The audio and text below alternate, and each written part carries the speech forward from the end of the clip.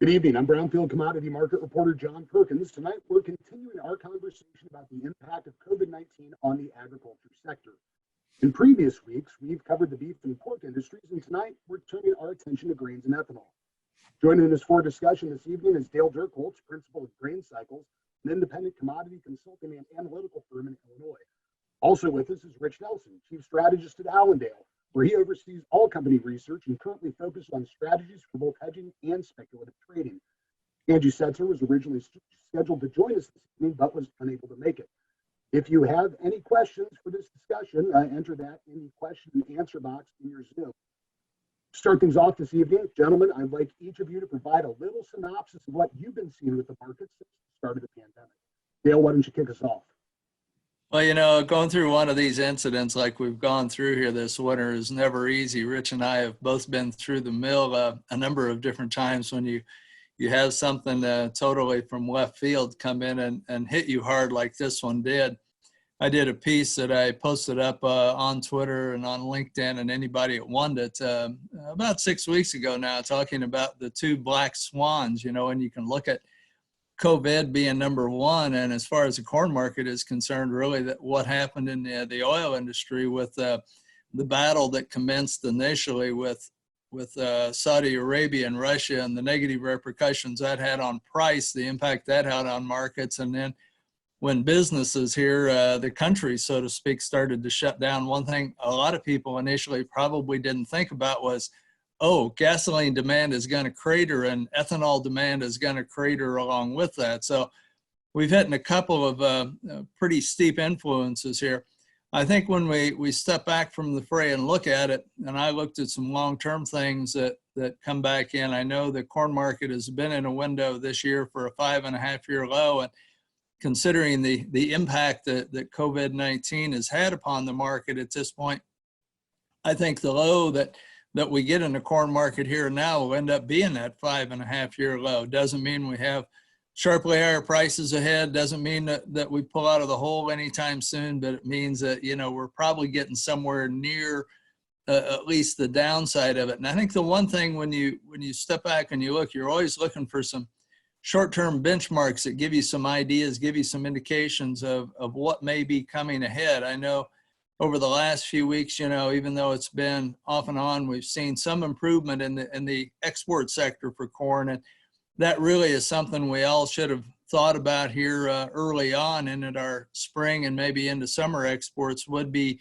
better than they were in the winter, because we are no longer competing with Brazil, no longer competing to a great degree with Ukraine, and we're seeing the seasonality of exports, and Rich would probably agree with that, change in the long haul. The other thing really that's most important to me, though, is seeing what's going on in the very short term in gasoline demand. And I actually put up a post on Twitter here today, and you can see it from the EIA data.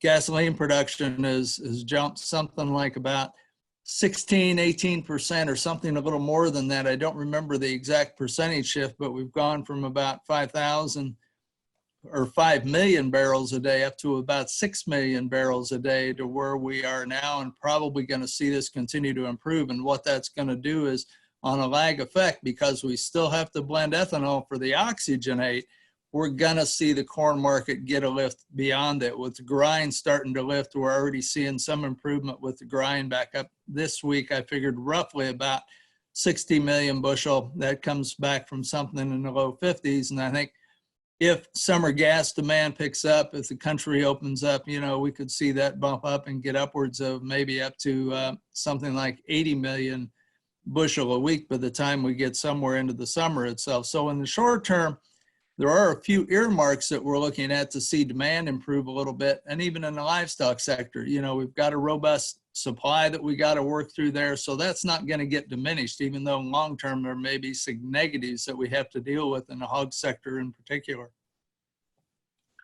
Rich, what's your assessment? Overall, I think Dale and I both have some clear agreements on a lot of these main issues in front of us here. Obviously, our big concern right now is a lot of concern with the energy side. Like Dale did mention here. In fact, on the ethanol side, we hit our worst point, 48% year-over-year decline. Today's numbers were a 42% year-over-year decline. So a moderate improvement going on there. We're still have some clear concerns about gas, even though the worst week was in the first week of April at 48% under last year. Here we are looking at this now, only 32% under last year. So I think on the discussions about the energy side, we've got our big concerns in front of us. We've had time to kind of wallow in these past few weeks of very terrible data. And USDA will be addressing the ethanol issue again on next Tuesday's supply demand report. But I think a lot of questions with us right now as we step forward to the next few weeks, we'll transition to a lot of questions about the livestock side. Impacts not just on corn for feed, also the impact on soy meal usage. So I think there's still a lot of questions in front of us here, which we're still a bit concerned about. In the grand scheme of things, in the information flow, we're probably about right now into the middle of the worst of the worst of the perception of things right now. But certainly these next few weeks, we still have some clear questions about what's still in front of us, especially on the feed use discussion. All right, Rich, just how much of a projected increase do you see in the corn carryover for old crop this upcoming Tuesday? So USDA last month took off 375 million bushels out of the ethanol discussion. And that was a big concern to us, but really a lot of this in front of us, for instance, in our office, we can have roughly about as much as a 200 million bushel still in front of us cut to this one year. So as far as the ethanol discussion, I do think that we have another good cut lined up here next week, but keep in mind, next week's numbers will not be the final end of this discussion. We are making assumptions based on the idea that the virus issue will slowly subside from here on out. But we still have some concerns. I mean, what if you plug in a 10 or 20 or 30% cut in ethanol need for July or August?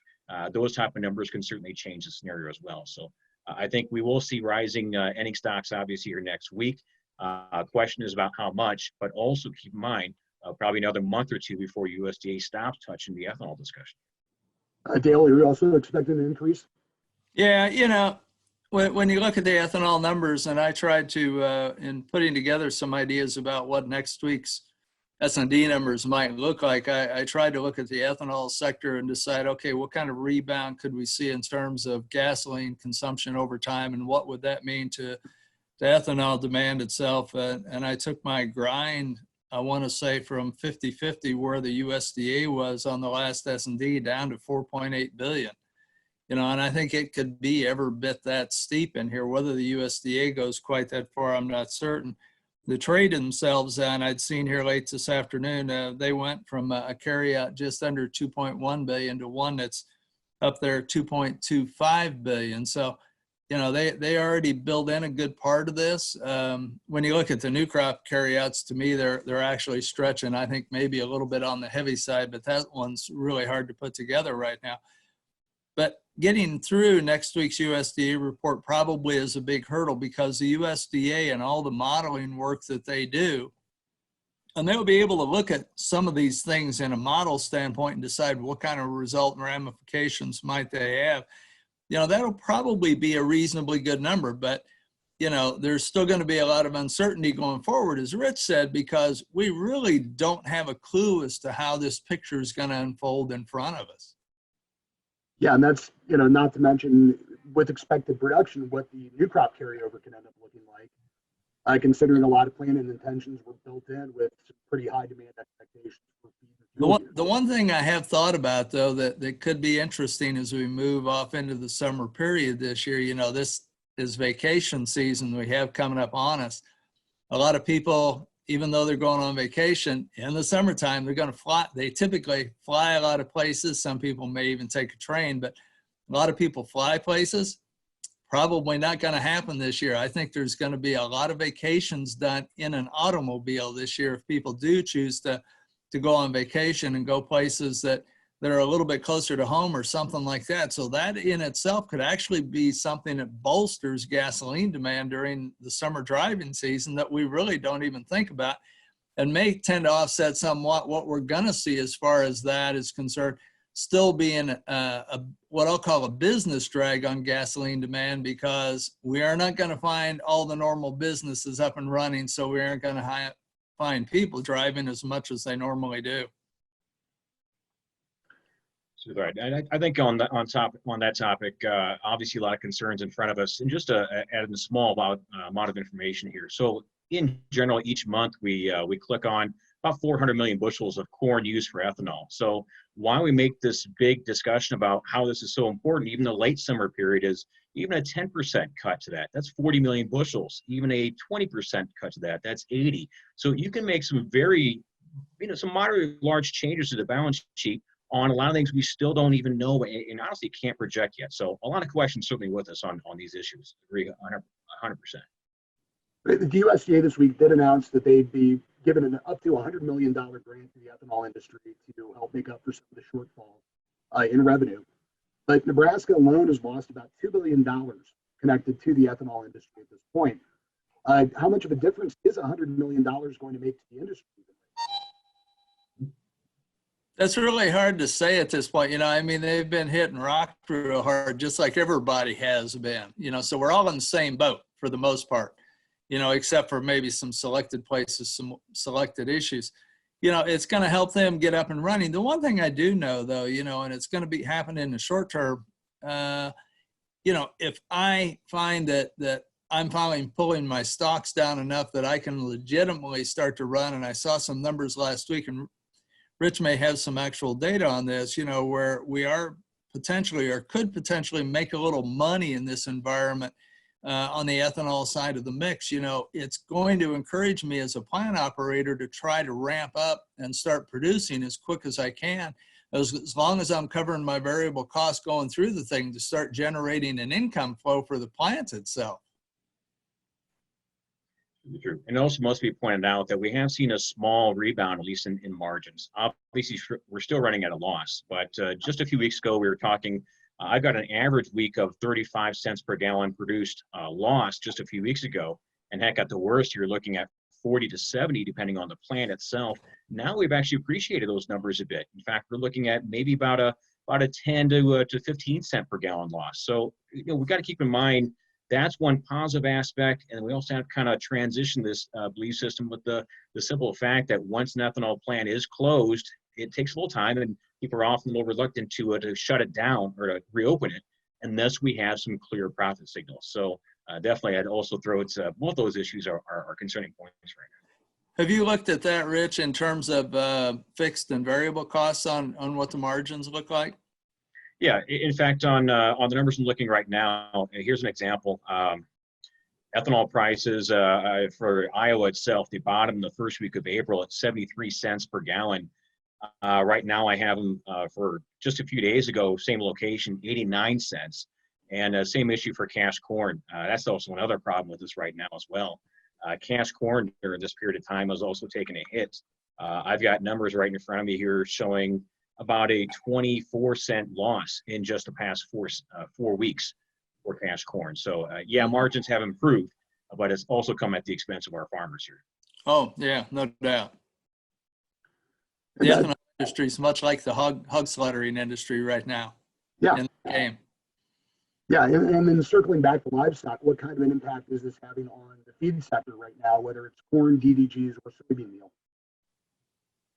Go ahead, Rich. Yeah, that's actually a really good point too as well. And that's I think from my standpoint, and maybe Dale's, I'm not going to put words in his mouth, that's my big concern right now. We can model out guesses on ethanol and what this means by the end of August or even going to new crop. And we can play with some numbers there and have at least a guesstimate. But on the feed use side, we have two competing issues. Number one, USDA's numbers on the corn, that category is called feed residual. It's actually not connected to actual livestock numbers. So historically, feed residual is more of a function of how much supply is available. So that would imply that, hey, if we're not using it on the ethanol side, we can bump up feed a little bit.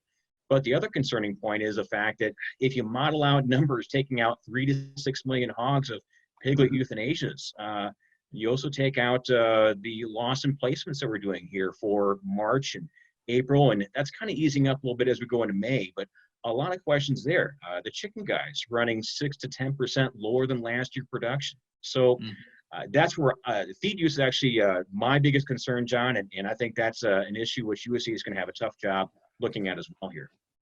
I think the feed use, though, when I've sat back and looked at it, in the short term, we probably aren't seeing a huge amount of repercussions as far as pure corn demand is concerned.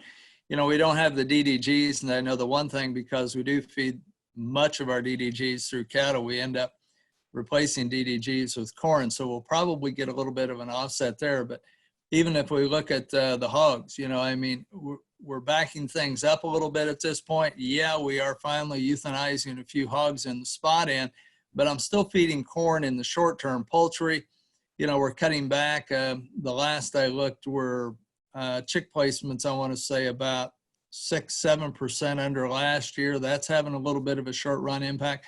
But Rich hit the key in here is, what are we going to do with either young pigs that are just now being born and or farrowings that are coming down the pike? And that's really something that starts to have negative repercussions when we get into right at the end of summer, but certainly on into the fall, winter months themselves. I've been kind of tracing sow slaughter here as we started back the first of the year just to look at it. I had the data and I started looking at it closer. We're getting to a point, our sow slaughter itself is running anywhere on any given week, somewhere 7 to 9% above last year. So that's starting to initially tell you, and it's accelerated here over the last, let's say 6-8 weeks. We've got producers that are going, hey, some of my sows are heading off to the slaughter pipeline at this point, because I see a situation, I cannot have as many pigs coming in my door having this uncertainty in the slaughter pipeline.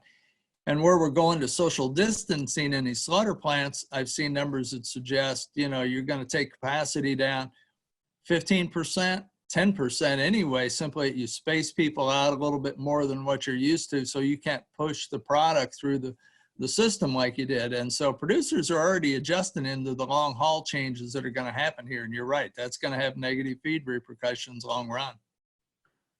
And that's after a lot of processors already expanded their processing space over the last 6 months to a year with, demand expectations that a lot of them had. And now that's just unused space at this point. Yeah, there was already people worried that, at the end of this calendar year, when we hit our heaviest hog slaughter, we were going to run into capacity problems, as it were. In the short term for the hog industry itself, and I keep impressing on people, you go from the slaughter rates we had, let's say 6 weeks ago, 8 weeks ago, just the seasonal decline in hog supplies that people don't think about. We would normally take 300 to 350,000 head of hogs out of the system. So we've bought ourselves a little comfort in the short term, other than we've got animals backed up right now in hogs. And, but still, when we start going beyond midsummer, that's where we're going to start seeing issues. And that's what producers of hogs right now are really looking at. Where are we going to be in the fall, winter? And from the livestock side of things, guys, we've got a question. Do either of you have any reactions to the reports of gilts being flown to China from France? Is the U.S. missing out on something right now? That's certainly true. There certainly is exports to China right now. And in fact, I want to say I saw a report just 3,000 head just as of like 2 months ago for another shipment here. So yeah, China certainly is building back up. They had been for several weeks. I think that's an issue for us of a little bit of concern here. I did want to circle back on one small issue on livestock side, on the slaughter end of things. And Dale was certainly right. So we have improved slaughter. 72,000 head was the low point for cattle slaughter last week. Today, 82. The hog end of things, 266,000 head last week was the low. We're now at 312 as of today. So those are great news, and that's going to help the livestock side, but it doesn't help us too much on the grain and things as far as feed use and getting a lot of this fixed up or suddenly changing things. So just want to make a quick point about the fact that slaughter has improved, but for us on the feed use side, that doesn't mean we can really change numbers too much here just yet.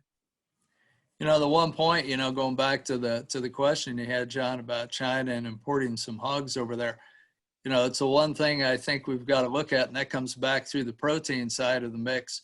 And we are seeing, and there was talk about this, and you'd see some data going back even at the first of the year, where we were seeing some rebuilding of the hog herd going on in China itself. And so with the rebuilding of the hog herd itself in China, it certainly suggests at this juncture that, the protein demand going into China over the next 12 months or so ought to continue to be a little more robust and as good or better than what we've had through the last 12 months or 18 months itself. So you know, when you look at the protein side of the game, that's a real plus for us going forward, and really something that should tend to bolster, you know, soybean exports, and to a lesser degree, even our crush, as we see we're going to have to use more bean meal here domestically, because we still aren't going to be pushing the DDGs into the pipeline that we once were. And, you know, just thinking back to the question there for a second, given Chinese ownership of a lot of the U.S. hog industry at this point, do you see an opportunity for the United States maybe to export gilts to China directly? John, I didn't hear your question too clearly. Was that a question about the gilts or pork itself? The gilts. Is there an opportunity for that to be maybe a new export market between the United States and China? It's a good question. Now that gilts are so cheaply priced, I mean, that's a good question here. At this point, you know, our focus before this had not been on the live animal side. They've been buying from mainly European countries. But for us, you know, our focus was on improving our roughly 20% market share of their imports last year to hopefully getting maybe a third market share this year. But that's maybe a good point. Maybe we're not going to get the pork shipments in the latter half of this year, but maybe we can transition to moving a few gilts. Hopefully we can. You would have to talk to somebody on that question that's in the animal exporting business. Just thought I'd bring it up. It came up. Another question, guys. The questioner says, we understand the challenges that the grain markets face this year. On the flip side, what do you see as the best case and most realistic scenario for the grain markets in 2020? Rich, do you want to take that? I lost the end of your question. Okay, let me bring that back here real quick. We hear a lot about the challenges the grain markets are facing right now. What do you see on the flip side is the best case scenario for the grain markets in 2020? You know, you asked me to start out with this one. This is always going to be the real tough question for us. So as it stands right now, we've got a very tough USDA report next week. It's going to remind the trade we have ugly looking supplies for old crop, very ugly looking supplies for new crop. It will be just like last year, where we're going to shock the trade with an ugly number. So I think that's a very realistic discussion.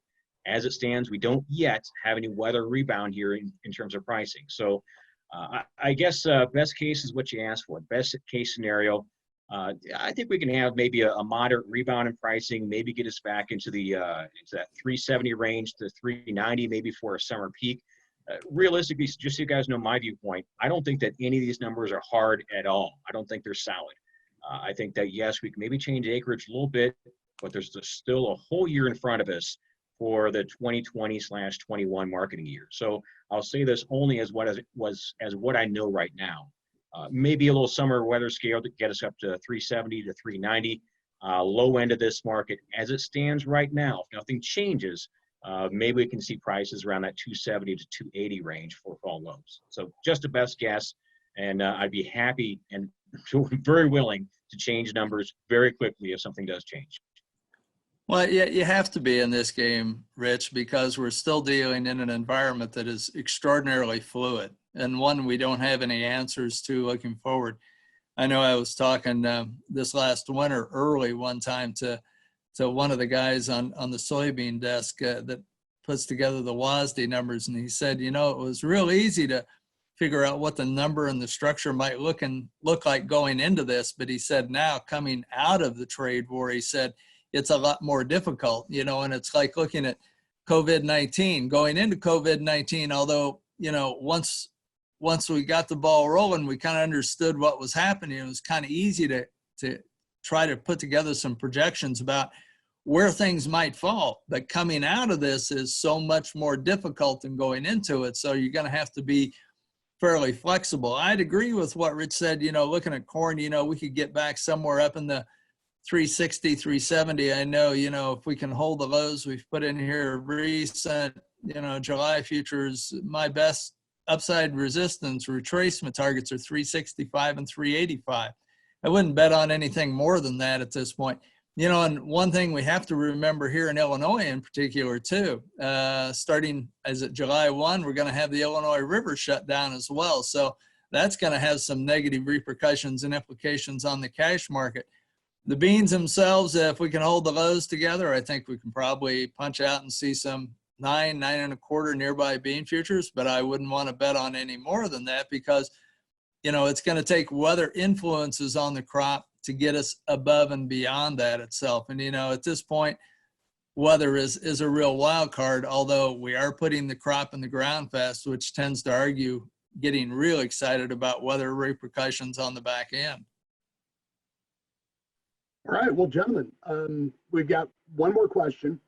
With a 40 to 42% reduction year over year decline in ethanol production this year, do you think some ethanol plants in specific regions will shutter for good? Oh, I have no doubt about that. There's going to be some smaller inefficient plants that if they're shut down now probably are not going to get restarted going forward. They're going to be some of the older plants that we have in place at this point in time. So you look ahead into next year, you know, we were what, 5.4, 5.5, 5.6, you know, in terms of our yearly grind on ethanol. Looking at next year, trying to look at something maybe that's more than 5.2, 5.3, I think is going to be darn hard, and it may be hard to get much over 5 billion. Right. And I agree with that 100%. I do think we've got some ethanol plants which will be closed and perhaps some smaller ones. And keep in mind, we have a wide mix of ethanol plants. In the past few years, there's been a big building boom of making our current plants even larger. And we have a wide range of efficiencies. I mean, you have some plants still doing 2.78, 2.77 gallons per bushel produced. Some plants are actually pushing 2.98. So there's a wide range in regional specific margins and a wide range in the size of the plants and their overall efficiency. So yeah, I certainly think that this is going to put a few of the smaller ones in the outside fringe areas maybe out of business. I do agree with that concern. So the question for us is, if things magically get fixed, how can we make up those lost bushels? So certainly some great questions. And then they have a follow-up. Is this helpful or hurtful to the industry and for American farmers? What? You talking about the ethanol problem, or are you talking about COVID-19? It doesn't specify, but I think, you know, relating back to the ethanol plants in specific regions shuttering for good, they asked as a follow-up question, is this helpful or hurtful to the industry, the ethanol plant shutting down?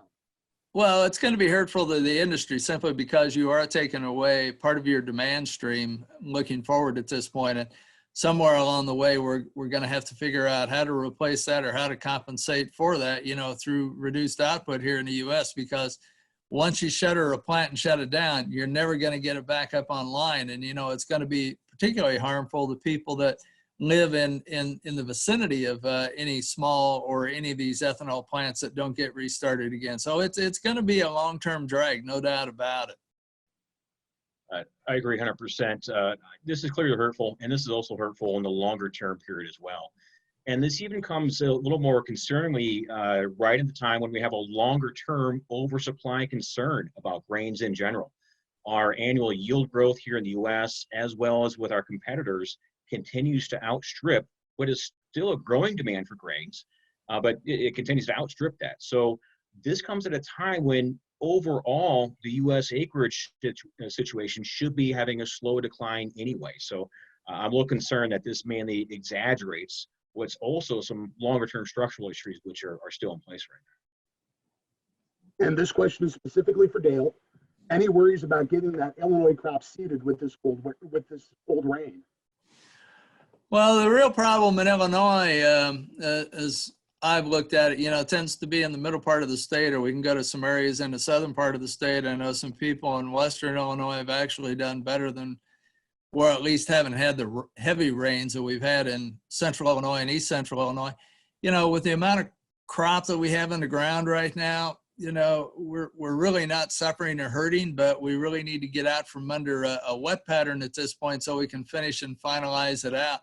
The one thing, you know, looking at the new crop that I've always had a bit of a problem with when you looked at the total acreage numbers on the prospective planting report. When you put all those in a spreadsheet for all crops, all acres, you were basically assuming we were going to have a prevent plant this year somewhere around 2 million acres. That's average on a normal given year. Low side, you can get down to around 1.5 million. So we'll probably still end up with prevent plant, in some areas with some of the weather problems we've had in central and eastern part of the Corn Belts. And I think that's probably going to pull our total acreage mix down a little bit at this point. But, we aren't really suffering badly in central Illinois at this juncture yet, I don't think, but certainly we need to see the weather pattern shift gears. And unfortunately now we're stuck in one of these about every other day. We get some kind of a rain system moves through that gives us half inch, whatever, and it's enough to keep the fields from getting improved. And then this cold start to the planting season, really across, much of the U.S. Midwest and into the plains, that's slowing emergence down. No doubt about it. Emergence is really, it's not really slow to get off the start when you look at the planting pace that we've had, but the early growth is not going to have the kind of pattern we've seen in past years where we've planted normally or even fast and grown fast early. And that can take away a little bit of the vigor of the corn plant in particular, and even some in the soybean plant. So, you kind of wonder, what kind of yield potential have we diminished here at this point in time. But as I tell people, and I warned everybody last year when we were having all the extreme conditions, be very careful. We have never stressed the new genetics that we use these days. And when you look at corn and bean numbers that we had yield-wise last year, that certainly proved out the point. They didn't get stressed nearly as much as what some people were thinking. Right. And keep in mind, as far as planting dates are important for us. And obviously we're a light plant in Illinois that does have a mild concern, but keep in mind Iowa and Minnesota have done a great job planting so far. And also last thing here, and both Dale and I have talked about this privately previously, we're looking at anywhere from maybe only 11 to 14% of annual yields come from your planting period. So there's still a whole lot of year in front of us, which is actually quite a bit more important on yield determination. So a lot of questions. I don't think we have a good grasp on things here really just yet. Okay, so let's go ahead and Dale, why don't you give us a few closing comments on what you see here going forward over the next few weeks, maybe some of the ways that people can best manage their risks in this uncertain environment. The one thing I keep thinking about in the back of my mind with where the market is today is if we shouldn't start protecting the upside in the corn market itself to kind of protect those insurance payments we got coming out in the future. I wouldn't want to put a lot of money up doing it, but it's something that certainly is got some reason to consider at this point in time, given the price levels we've driven things to on the downside, corn and even beans themselves. The one thing I go back to when I did the piece in the two black swans, it told me that, we were going to really ramp up, and whatever we had unfold here in front of us, we were going to see that end up being the 5.5-year low. And I think that's what we're seeing at this juncture. And I've got a short-term cyclic count that suggests we should be at a bottom too. I will forewarn people, though, I've got another cycle in corn in 26 month that's due to bottom the end of the calendar year, and the long-term cycles in beans, the 2 and the 3 year, are due later this year. So whatever run we get or whatever rebound we get here as we go through the rest of spring and on into early summer, I think people got to start looking real seriously at getting the rest of the old crop priced, and maybe getting some of those new crop bushels priced as well, the ones at least they know they have to get moved. But I think we're probably somewhere close to the extent of the real downside pressure, downside risk. And I'm even looking at broad commodities. Look at what crude oil's done. I think we're putting in longer term lows in a lot of markets, and there are a lot of things to wonder about going forward, especially on the inflation front in that regard. Rich, what's your risk management advice? Yeah, so in general, I think we all understand this is a very challenging time. A lot of us have more questions than answers, and honestly, we're not getting the answers that we want to hear from the experts, so to speak. And I think that's a serious concern for us right now. So a lot of uncertainty in front of us, low prices. I do like what Dale did mention at the very last part of his discussion, though. The fact is, we're not going to actually get a clear call at, hey, there's a bottom in and things are going back up. And we all understand that we're still in the process of figuring how bad things are. So that's still where we're at. Having said that, though, like you did mention, we have probably a good low here for the energy markets right now. They are slowly recovering. Livestock side of things here, even before the worst of the slaughter numbers happened for both cattle and hogs, we already had these markets in rebounds. So we're not going to realize that this market is a rebound until probably 3 weeks, 4 weeks after it's actually made here as far as the market low. So I do feel that we're going to be making low probably in this maybe 2 to 4 week period ahead of us here after USDA's report, certainly. But I think in the grand scheme of things, we can probably see a moderate rebound going into summer based on a weather scare. But I think we can all agree that keeping marketing very active once we do get any type of rebound these next few weeks will be quite important to follow in general here. Okay, guys, let's try to squeeze in one last question. This questioner says that some grain analysts say that farmers are in a catch-22. In the past 3 to 5 years, we've been planting too much corn, and that's out of sync with domestic and global demand. Do you agree or do you disagree? Well, in one sense, I think you could probably agree, but on the flip side of that, you've also got to ask the question, what is my alternative?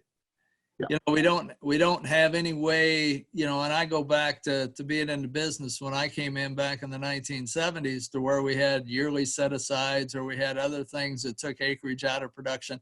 We don't have that luxury anymore. We don't really even have the luxury of pulling land into the CRP program anymore, simply because the funding isn't there to allow more acres to go into that. So it comes down to any given producer, what do I do with the acres? And the one thing we've seen when we look at total acreage package, and I look at the total acreage as much as I do individual crops, we've been losing acreage now until, well, last year we really lost a lot of it. We really lost acreage because of the prevent plant. But as a whole, we have been losing acreage now going back to roughly about 2014.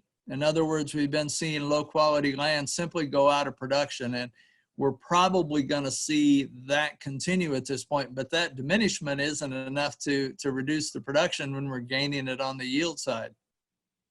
It is a catch-22.